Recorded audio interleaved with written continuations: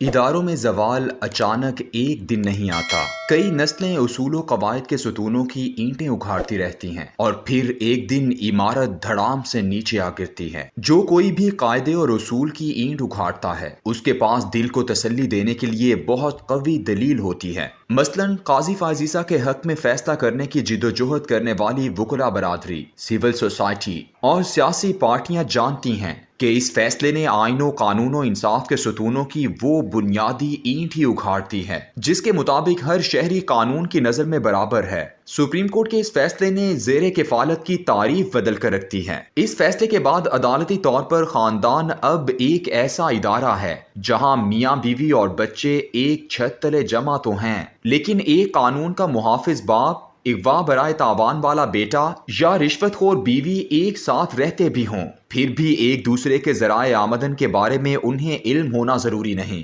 اور نہ ہی خاندان کے کسی فرد سے کسی دوسرے کی آمدن کے بارے میں سوال کیا جا سکتا ہے۔ سپریم کورٹ کا یہ فیصلہ جو ایک قانونی نظیر ہے، اس فیصلے کے بعد ایک بددیانت ترین بیوروکریٹ جس کی بیوی ایک عام سی پرائیویٹ نوکری کرتی ہو مگر اس نے کمال محنت اور سگھڑ پن سے بہت بڑی جائیداد بنائی ہو، تو آپ ایسے بیوروکریٹ سے یہ سوال نہیں پوچھ سکیں گے کہ کہیں یہ پیسہ آپ کی کرپشن کا تو نہیں، اور بیوی سے تو پوچھنے کا سوال ہی پیدا نہیں ہوتا کیونکہ وہ تو سرکاری نوکری سے آزاد ہے۔ ایک بددیانت بیوروکریٹ، کرپشن میں لتھڑا ہوا وزیر، جائیدادیں بنانے والا جرنیل اب کسی بھی عدالت میں یہ والا فیصلہ لہرا کر اپنے لیے عدالتی زبان میں ریلیف حاصل کر سکتا ہے، مگر جنہوں نے سپریم کورٹ سے ایسا فیصلہ حاصل کرنے کے لیے قانونی اور سیاسی جدوجہد کی، ان کے پاس اپنے ضمیر کو مطمئن کرنے کے لیے بے شمار دلیلیں ہیں۔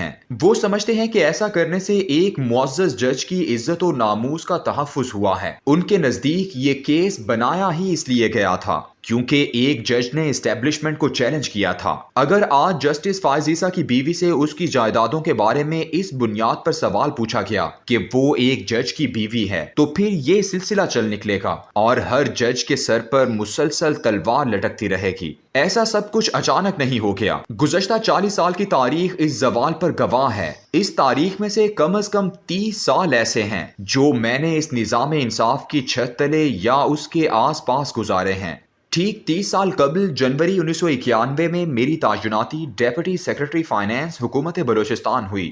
ان دنوں حکومت نے سیکریٹریٹ کے ملازمین کو ریلیف دینے کے لیے 20% سیکریٹریٹ الاؤنس دینے کا آغاز کیا۔ معاملہ یہ تھا کہ فیلڈ پوسٹنگ میں گھر، گاڑی، نوکر چاکر اور دیگر کروفر میسر ہوتا ہے اور سیکریٹریٹ میں یہ سب کچھ نہیں ملتا۔ اس الاؤنس کا مقصد اس صعوبت کا مداوع کرنا تھا۔ اسی لیے سیکریٹریٹ کی عمارت کی سڑک کے پار کمشنر، ڈیپٹی کمشنر اور آئی جی وغیرہ کے ملازمین کو یہ الاؤنس نہیں ملتا تھا۔ بلوچستان ہائی کورٹ کے ملازمین بھی سڑک کے اس پار ہی تھے۔ ایک دن عدالت میں رجسٹرار نے ایک ریٹ پٹیشن داخل کی کہ قانون سب کے لیے برابر ہے، نوکری بھی ایک جیسی ہے، اس لیے ہائی کورٹ کے ملازمین کو بھی سیکریٹریٹ الاؤنس ملنا چاہیے۔ 1 گھنٹے کے اندر فیصلہ صادر ہو گیا۔ کہانی اس کے بعد شروع ہوتی ہے۔ میں نے اس فیصلے کے خلاف سپریم کورٹ میں اپیل کرنے کے لیے کوئٹہ کے وکلاء سے رابطہ کیا۔ بڑے بڑے انصاف کے علم بردار اور عدلیہ بحالی کے چیمپئن اس وقت موجود تھے، لیکن کوئی ایک وکیل بھی ہائی کورٹ کے ملازمین کے خلاف کیس لڑنے کے لیے تیار نہ ہوا۔ ادھر چیف جسٹس نے اکاؤنٹنٹ جنرل کو عدالت میں بلا لیا اور کہا کہ اگر مہینے کی تنخواہوں میں سیکریٹریٹ الاؤنس نہ لگا تو میں تمہیں توہین عدالت میں جیل بھیج دوں گا۔ میں وکیل ڈھونڈنے کے لیے لاہور آیا۔ بیوروکریسی کی پوری طاقت، ذاتی تعلقات، وکیل کے پیشے کی دہائیاں کہ آپ تو قاتل کا کیس بھی لڑتے ہو، میرے کسی کام نہ آ سکیں اور میں ناکام و نامراد کوئٹہ واپس لوٹ گیا۔ انصاف کے ستون سے یہ پہلی اینٹ تھی جو میں نے اپنے سامنے گرتے ہوئے دیکھی، جسے بار اور بینچ مل کر اکھاڑ رہے تھے، لیکن دونوں کے پاس اپنے آپ کو تسلی دینے کے لیے لاتعداد دلائل موجود تھے۔ نظام انصاف کی تباہی دراصل اس واقعے سے بہت پہلے شروع ہو چکی تھی، لیکن میرے لیے یہ ذاتی حیرت تھی جس میں مجھے زوال کی داستان نظر آ رہی تھی۔ اس کے بعد دوسرا ذاتی تجربہ 2004 میں ہوا جب میں پنجاب میں محکمہ آثار قدیمہ میں ڈائریکٹر جنرل تعینات ہوا۔ میرا دفتر ہائی کورٹ کے بالکل ساتھ تھا۔ ایک دن اس کی کھڑکی سے میں نے دیکھا کہ ہائی کورٹ کی خوبصورت عمارتوں میں سے ایک عمارت گرائی جا رہی ہے۔ بحیثیت ڈی جی آرکیالوجی یہ میری قانونی ذمہ داری تھی کہ میں اس کا تحفظ کروں۔ معلوم ہوا کہ chief justice Lahore high court کے دماغ میں یہ سمائی ہے کہ لاہور ہائی کورٹ کی تمام عمارتیں گرا کر ازسر نو تعمیر کی جائیں۔ انہوں نے چیمبر میں سیکرٹری تعمیرات کو بلایا اور صفحہ مثل پر یہ آرڈر کر دیا۔ اس فیصلے پر عمل درآمد کے لیے روز اس کی پیشی ہو رہی تھی۔ ایک دن بلایا اور کہا گرانا شروع کرو ورنہ توہین عدالت میں اندر کر دوں گا۔ میں نے رجسٹرار کو خط تحریر کیا کہ عالی مرتبت چیف جسٹس کے نوٹس میں یہ بات لائیں کہ جس طرح اس عمارت میں بیٹھ کر انصاف فراہم کرنا آپ کی ذمہ داری ہے، اسی طرح اس عمارت کی ایک ایک اینٹ، اس کے قدیم حسن اور ورثے کا تحفظ میری ذمہ داری ہے۔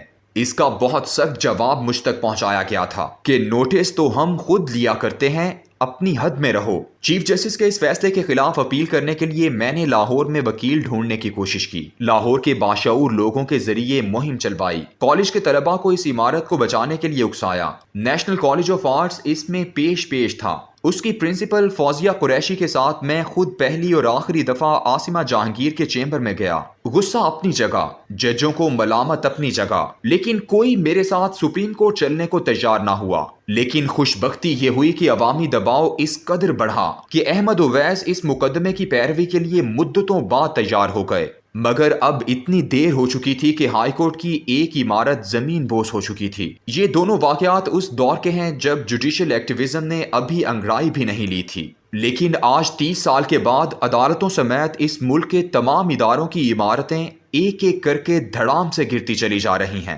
مجھے اس توڑ پھوڑ میں ایک امید کی کرن نظر آتی ہے۔ یہی امید مولانا روم کے اس شعر میں پوشیدہ ہے جسے اقبال اپنے بے شمار سوالوں کا جواب سمجھتے تھے۔ ترجمہ: اگر تم چاہتے ہو کہ ایک نئی عمارت تعمیر کی جائے تو اس کے لیے پہلی عمارت کو بنیاد سے مسمار کرنا ضروری ہے۔ ہمارے پورے معاشرے کی بنیادیں مسمار ہو رہی ہیں۔ ہونے دو، آنے والا کل نئی عمارت کی تعمیر کی نوید لے کر آئے گا۔